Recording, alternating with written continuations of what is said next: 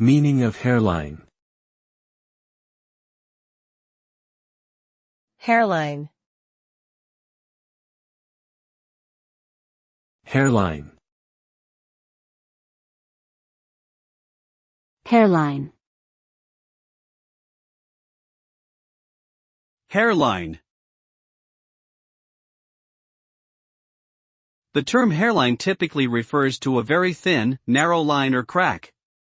This can be used to describe various things, such as a hairline fracture in a bone, a hairline scratch on a surface, or a hairline gap between two objects. The term is often used to emphasize the small and delicate nature of the object being described. Hairline can also refer specifically to a very thin line used in typography, typically around 1 pixel wide.